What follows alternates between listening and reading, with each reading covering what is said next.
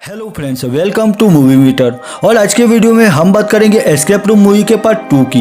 यह एक suspense thriller film है। वीडियो में आगे बढ़ने से पहले एक रिक्वेस्ट है कि अगर आपने एस्केप रूम मूवी के पार्ट 1 की एक्सप्लेनेशन वीडियो अभी तक नहीं देखी तो वो आप पहले देख ले, जिससे मूवी के पार्ट 2 की स्टोरी को आप इजीली समझ सके। मैं पार्ट 1 के वीडियो की लिंक डिस्क्रिप्शन में दे देता हूँ, आप वहाँ से वो वीडियो देख सकते हैं। और अगर आप ऐसी मूवी की एक्सप्लेनेशन वीडियो देखना चाहते हैं तो इस चैनल को सब्सक्राइब करना ना भूलें और साथ में बेल आइकॉन पर प्रेस कीजिए, जिससे मेरी नेक्स्ट आने वाली सभी वीडियो की नोटिफिकेशन आपको मिल सके। तो चलिए अब एस्केप रूम मूवी के पार्ट 2 की स्टोरी पर फोकस करते हैं। मूवी की स्टार्टिंग में दिखाया गया है कि किस तरह 6 अनजान लोग शिकागो शहर में मिले और उन्हें मिनोस एस्केप रूम का इनविटेशन मिला। वहां आने के बाद सबको रियलाइज हुआ कि यहाँ हर एक रूम में डेडली ट्रैप बिछाए गए थे और पजल सॉल्व करके ही वो सब आगे बढ़ पाएंगे। और आखिर में यहाँ से सिर्फ जोई और बेन ही सर्वाइव कर पाए। इन सबके पीछे पजल मेकर नाम का शख्स था, उसी ने इस गेम को बनाया था। और यह खूनी खेल वह दुनिया के अमीर और पावरफुल लोगों को लाइव टेलीकास्ट से दिखाकर उनका एंटरटेनमेंट करते थे। पजल मेकर इतना चालाक था कि उसने कभी कोई सुराग नहीं छोड़ा। लेकिन कहानी अब भी बाकी थी, क्योंकि जोई एस्केप रूम में मारे गए लोगों की मौत का बदला लेना चाहती थी। उसने पजल मेकर पर काफी रिसर्च की थी और उसे यह हिंट मिली थी कि पजल मेकर उस वक्त मैनहट्टन शहर में है। इसीलिए जोई बेन को पजल मेकर को ढूंढकर उसका पर्दाफाश करने में उसकी मदद करने के लिए कहती है। बेन भी जोई का साथ देने के लिए रेडी हो जाता है। यह था एस्केप रूम मूवी के पार्ट 2 का इंट्रो सीन, जिसका नाम है escape room tournament of champion.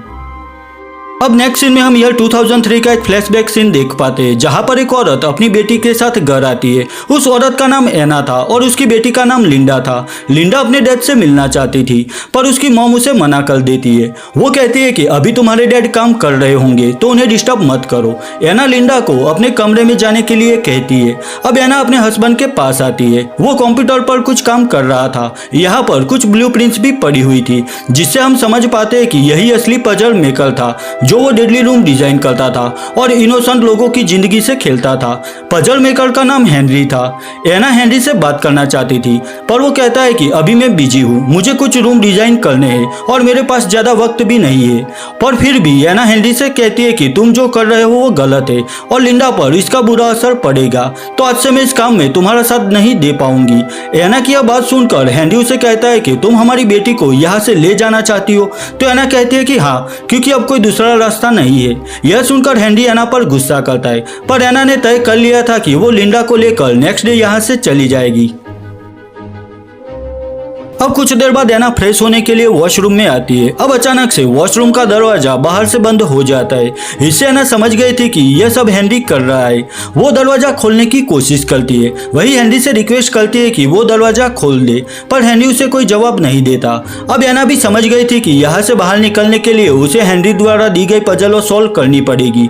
अब वॉशरूम में अचानक से गर्म पानी का फ्लो स्टार्ट हो जाता है। एना देखती है कि वॉशरूम में कांच पर एक पजल लिखी हुई थी। I grow up in the earth, I shrink in the wind, I drown in water, I survive in fire, what am I?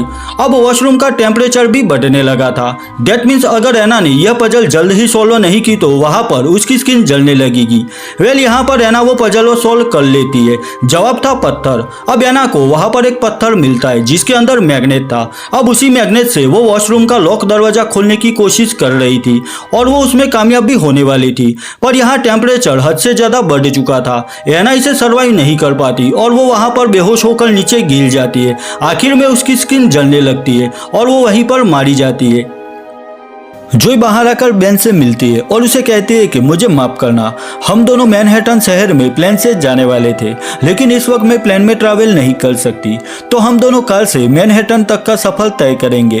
Ben भी जानता था कि इसमें ज्यादा वक्त लगेगा, लेकिन बेन जोई के प्लेन क्रैश वाले हादसे के बारे में जानता था, तो वो जोई की बात मान लेता है और दोनों कार से मैनहट्टन जाने के लिए निकलते हैं। दोनों जोई को मिले कोऑर्डिनेट्स फॉलो करके मैनहट्टन में उस लोकेशन पर आ चुके थे, लेकिन उन्हें वहां पर कोई नहीं दिखाई दे रहा था।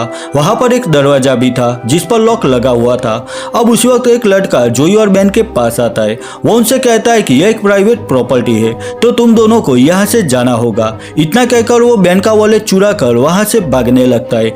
जोई और बेन भी उसका पीछा करने लगते हैं। वो लड़का भागते हुए अंडरग्राउंड सबवे ट्रेन में चला जाता है और जैसे ही जोई और बेन उसका पीछा करते हुए उस ट्रेन में आते, वो लड़का ट्रेन से बाहर निकल जाता है और उसी वक्त ट्रेन का दरवाजा भी अपने आप क्लोज हो जाता है।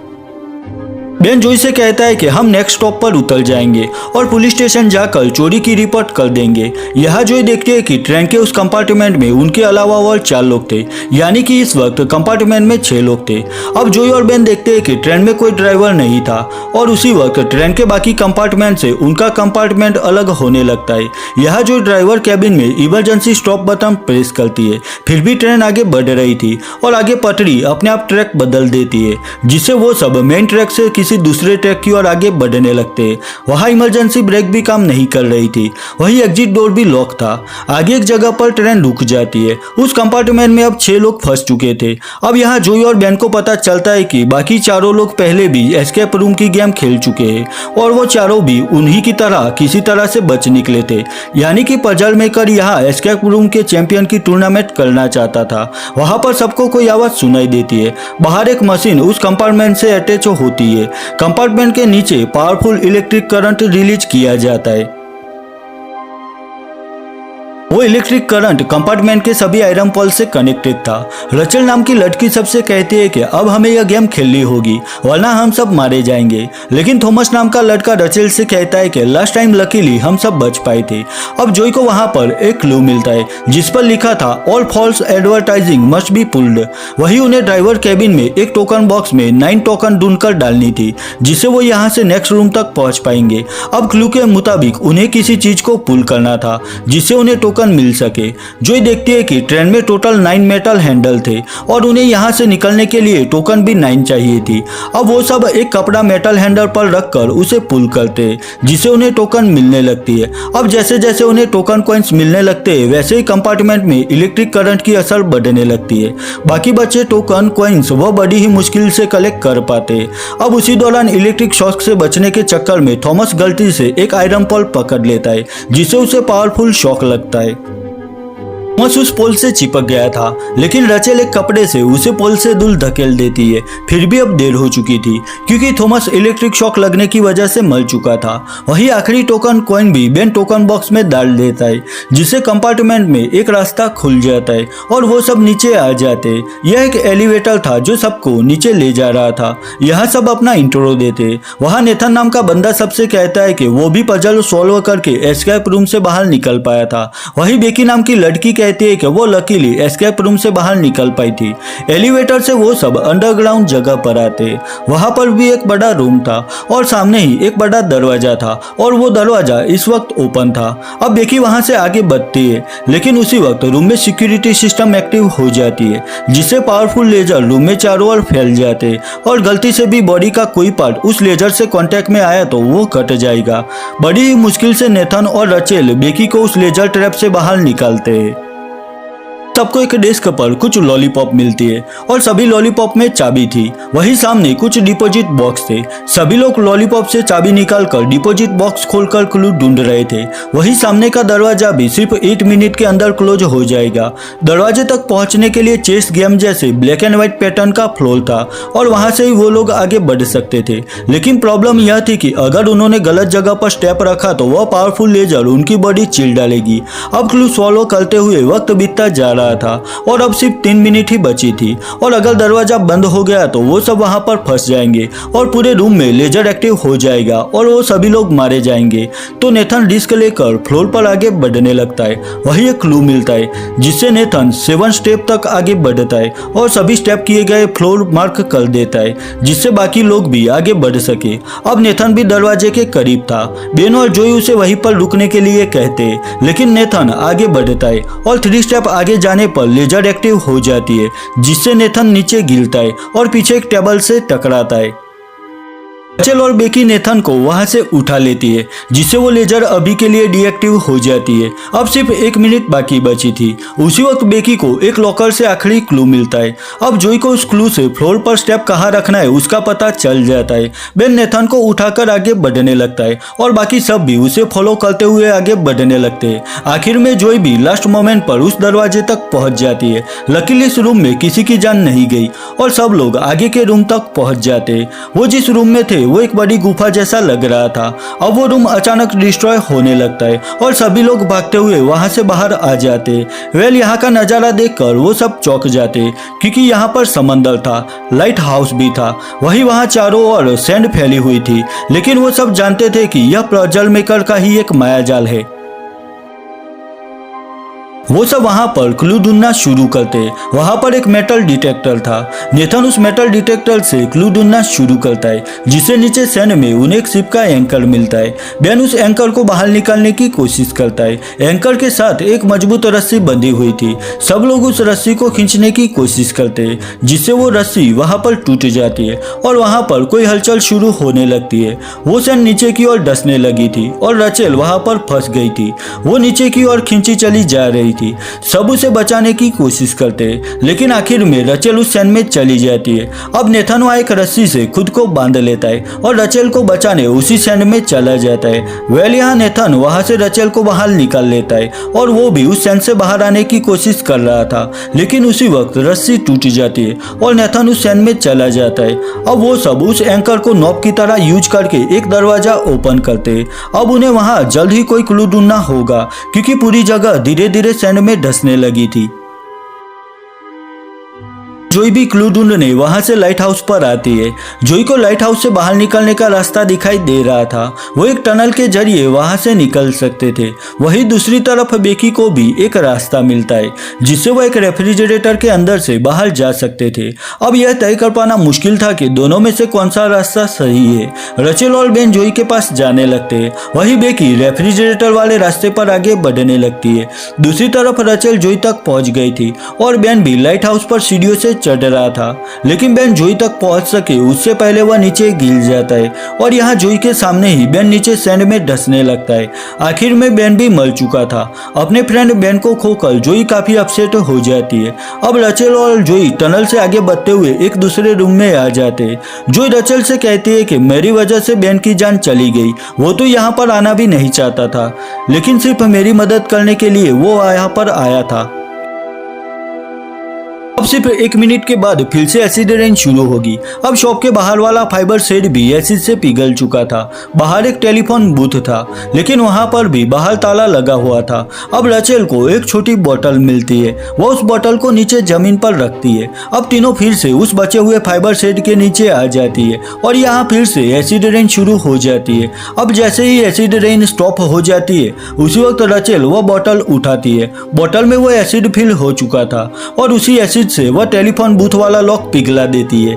अब तीनों उस बूथ में जाने की कोशिश करती है, लेकिन वहां पर सिर्फ 2 लोग ही जा सकते थे, तो जोई वहां से बाहर आ जाती है। उसी वक्त रचेल जोई को एक छाता देती है। वही एसिड रेन फिर से शुरू हो जाती है। जोई छाते की मदद से उस एसिड रेन से बच जाती है। उसी वक्त वहां पर ही एक कार का दरवाजा अपने आप खुल जाता है और जोई भी भागते हुए कार में चली जाती है।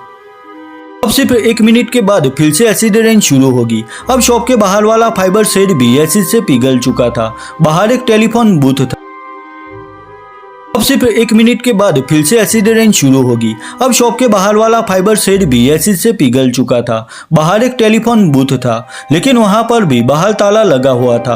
अब रचेल को एक छोटी बोतल मिलती है। वो उस बोतल को नीचे जमीन पर रखती है। अब तीनों फिर से उस बचे हुए फाइबर शेड के नीचे आ जाती है और यहाँ फिर से एसिड रेन शुरू हो जाती है। अब जैसे ही एसिड रेन स्टॉप हो जाती है, उसी वक्त रचेल वो बोतल उठाती है। बोतल में वो एसिड फिल हो चुका था और उसी एसिड से वह टेलीफोन बूथ वाला लॉक पिघला देती है। अब तीनों उस बूथ में जाने की कोशिश करती है, लेकिन वहां पर सिर्फ 2 लोग ही जा सकते थे, तो जोई वहां से बाहर आ जाती है। उसी वक्त रचेल जोई को एक छाता देती है। वही एसिड रेन फिर से शुरू हो जाती है। जोई छाते की मदद से उस एसिड रेन से बच जाती है। उसी वक्त वहां पर ही एक कार का दरवाजा अपने आप खुल जाता है और जोई भी भागते हुए कार में चली जाती है। अब एसिड रेन स्टॉप हो चुकी थी और 30 सेकंड बाद फिर से एसिड रेन शुरू हो जाएगी और इस बार वह कंटिन्यू रहेगी, यानी कि यहाँ से निकलने का तीनों के पास यह बस आखिरी मौका था।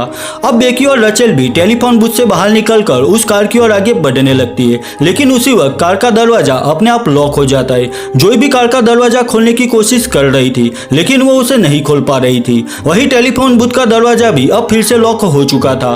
रचेल और बेकी कार के कांच को तोड़ने की कोशिश कर रही थी, लेकिन वो कांच नहीं तोड़ पाती। रचेल और बेकी भी जान चुके थे कि अब उनका बच पाना नामुमकिन है और वहां पर एसिड रेन शुरू हो जाती है और जोई के सामने ही वह दोनों एसिड से जलकर मारी जाती है। जोई भी कार की बैक सीट से सीधा नीचे एक रूम में चली जाती है। अब नेक्स्ट सीन में हम उस जगह को देख पाते हैं जहां से इन सभी एस्केप रूम में लगाए गए ट्रैप को कंट्रोल किया जा रहा था। जोई वाला रूम आखिरी था, पर अचानक कोई टेक्निकल प्रॉब्लम की वजह से उस रूम के ट्रैप को एक्टिव नहीं किया जा रहा था। अब यहाँ पर पजल मेकर हेनरी को दिखाया गया है। वो समझ गया था कि जरूर कुछ गड़बड़ है। वो अपने एक बंदे से कहता है कि यह सब लाइव स्ट्रीम हो रहा है तो टेलीकास्ट बंद मत करना। वहां पर लिंडा भी मौजूद है, तो मैं वहां जाकर चेक करता हूँ कि क्या गड़बड़ है। अब फाइनल एस्केप रूम में जोई बेहोश हो चुकी थी, वहां पर लिंडा भी थी। लिंडा के पास एक शख्स आता है और वो लिंडा से कहता है कि हमें जल्दी करना होगा क्योंकि तुम्हारे डैड किसी भी वक्त यहाँ पर आ जाएंगे। वो लिंडा से कहता है कि तुम इस लड़की का ख्याल रखो, तब तक मैं बाहर नजर रखूंगा। अब जोई को होश आता है। लिंडा जोई से माफी मांगती है और कहती है कि यह सभी एस्केप रूम मेरे डैड ने डिजाइन किए हैं और रूम बनाने में मैंने उनकी मदद की थी, पर अब मैं इस खूनी खेल में उनका साथ नहीं देना चाहती। यह सुनकर जोई लिंडा पर गुस्सा करती है क्योंकि जोई के सभी फ्रेंड मारे गए थे।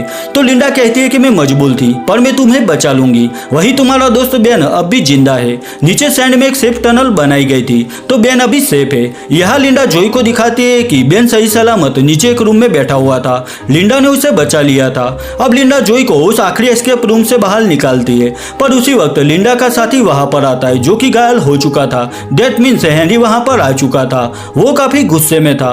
वो लिंडा को गन पॉइंट पर रखकर कहता है कि यह तुमने गलत किया, सब सही चल रहा था, पर तुमने जोई की मदद करके सारा खेल खराब कर दिया। अब उसी वक्त लिंडा का साथी हेनरी पर गोली चलाता है, जिससे हेनरी घायल हो जाता है और मौके का फायदा उठाकर लिंडा भी हेनरी को उस आखिरी एस्केप रूम में लॉक कर देती है। वेल पजल मेकर खुद अपनी जाल में फंस चुका था। हेनरी लिंडा से कहता है कि मुझे यहाँ से बाहर निकालो, पर लिंडा हेनरी से कहती है कि यही तुम्हारी सजा है।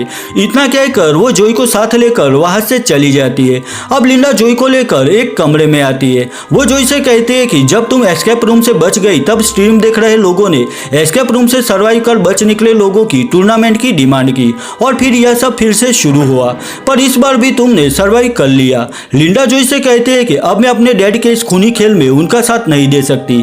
यह लिंडा जोई को अपनी कार की चाबी देती है और जल्द से जल्द पुलिस टीम यहाँ पर भेजने के लिए कहती है। अब जोई कार लेकर वहां से चली जाती है और कुछ देर बाद वहां पर पुलिस टीम भी आ जाती है। जोई को वहां पर अपना दोस्त बेन भी मिलता है जो कि बिल्कुल सही सलामत था। जोई भी बेन के साथ हॉस्पिटल जाने के लिए निकलती है। अब नेक्स्ट सीन में लिंडा अपने डैड हेनरी के पास आती है। लिंडा हेनरी से कहती है कि एस्केप रूम मैंने डिजाइन किए थे, जिसकी क्रेडिट मुझे मिलने चाहिए थी। आपने और मॉम ने कभी मुझे समझने की कोशिश नहीं की। लिंडा कहती है कि मॉम मुझसे भी डरने लगी थी और वो मुझे यहाँ से दूर ले जाना चाहती थी, तो मैंने एक टेस्ट लिया, पर मॉम उसे सर्वाइव नहीं कर पाई और वो मारी गई। इसके बाद मैंने आपकी मदद की और यह एस्केप रूम डिजाइन किए और वह रूम बनाए। सारा आइडिया मेरा था, पर फिर भी क्रेडिट आपको मिली। लिंडा हेनरी से कहती है कि अब सिर्फ वही होगा जो मैं चाहूंगी। इतना कहकर लिंडा हेनरी जिस एस्केप रूम में था उस रूम का टेम्परेचर बढ़ा देती है। दैट मीन्स अब हेनरी भी एना की तरह ही जलकर मरने वाला था। और बस यहीं पर एस्केप रूम मूवी का part 2 tournament of champions movie खत्म हो जाती है। 2021 में रिलीज हुई एस्केप रूम मूवी के पार्ट 2 को IMDb पर 6.3 आउट ऑफ 10 स्कोर मिला है। वही रोटन टोमेटो पर इसे 57% एंड ऑडियंस स्कोर 72% मिला है। अगर यह वीडियो आपको अच्छी लगी है तो इसे लाइक और शेयर कीजिए और मेरे लिए कोई भी सजेशन है तो मुझे कमेंट सेक्शन में कमेंट करके बताइए। तो मिलता हूँ अपनी नेक्स्ट वीडियो में, तब तक के लिए बाय बाय।